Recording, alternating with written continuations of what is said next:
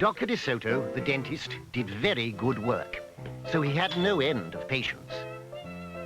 Those close to his own size, moles, chipmunks, etc., sat in the regular dentist's chair.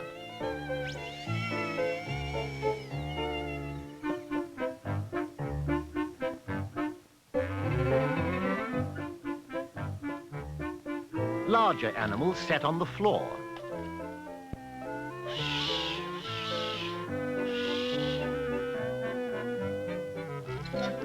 For extra large animals, he had a special room.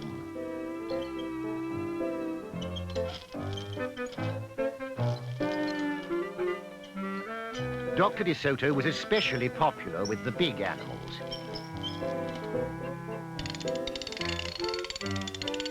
He was able to work inside their mouths, wearing rubbers to keep his feet dry.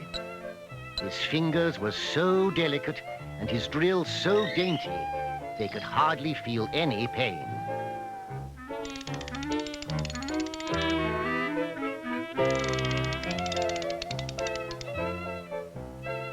Being a mouse, he refused to treat animals dangerous to mice, and it said so on his sign. Dr. DeSoto and his wife wouldn't admit even the most timid-looking cat. One day, when the doorbell rang, they looked out and saw a well-dressed fox with a flannel bandage around his jaw. "I cannot treat you, sir. Sir, haven't you read my sign?" "Please, have mercy. I'm suffering."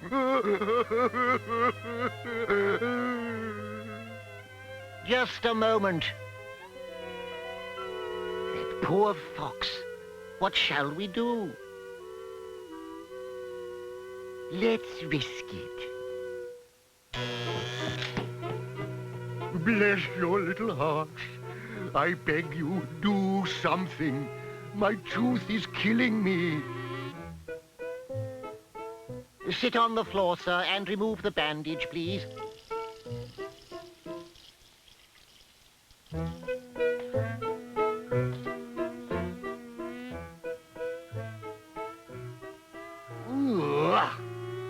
The fox had a rotten bicuspid and unusually bad breath. "This tooth will have to come out, but we can make you a new one." Just stop the pain. Keep open, wide open. Despite his misery, the fox realized he had a tasty little morsel in his mouth.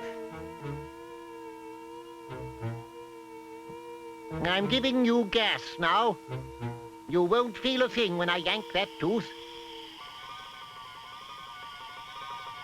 Soon the fox was in dreamland. Yummy. How I love them raw, with just a pinch of salt and a dry white wine. They could guess what he was dreaming about.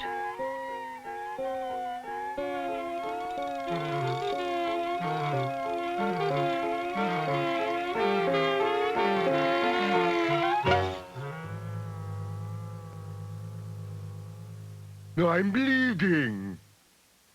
The worst is over. I'll have your new tooth ready tomorrow. Be here at 11 sharp.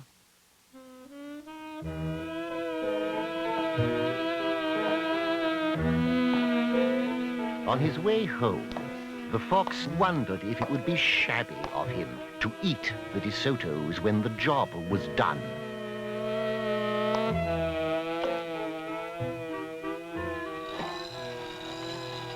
After office hours, Mrs. DeSoto molded a tooth of pure gold and polished it. Raw with salt indeed. How foolish to trust a fox. He didn't know what he was saying. Why should he harm us? We're helping him. Because he's a fox. They're wicked, wicked creatures. That night, the DeSotos lay awake, worrying. Should we let him in tomorrow? Once I start a job, I finish it. My father was the same way. But we must do something to protect ourselves. They talked and talked until they formed a plan.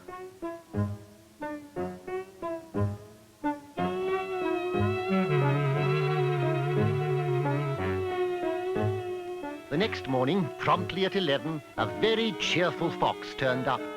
He was feeling not a particle of pain.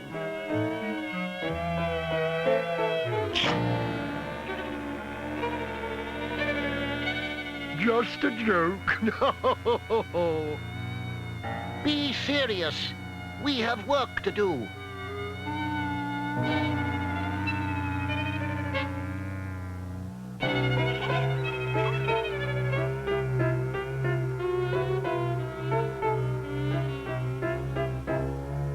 The fox caressed the new tooth with his tongue. My, it feels good. I really shouldn't eat them. On the other hand, how can I resist? We are not finished. I have here a remarkable preparation developed only recently by my wife and me. With just one application, you can be rid of toothaches forever. How would you like to be the first one to receive this unique treatment? I certainly would. I'd be honored. The fox hated any kind of personal pain. You will never have to see us again. No one will see you again. He had definitely made up his mind to eat them, with the help of his brand new tooth. Dr. DeSoto stepped into the fox's mouth with a bucket of secret formula and proceeded to paint each tooth.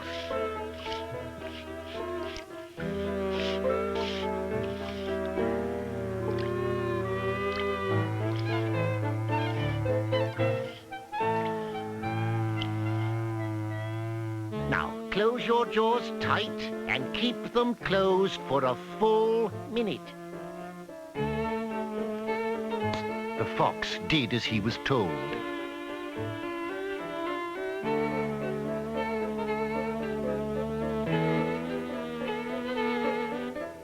Then he tried to open his mouth, but his teeth were stuck together.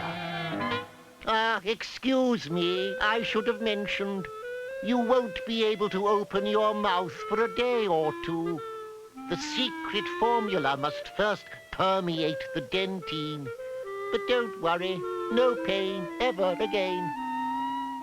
The fox was stunned. He stared at Dr. DeSoto, then at his wife. They smiled and waited. All he could do was say, "Thank you very much," through his clenched teeth, and get up and leave. He tried to do so with dignity. Then he stumbled down the stairs in a daze. Dr. DeSoto and his assistant had outfoxed the fox. They kissed each other and took the rest of the day off.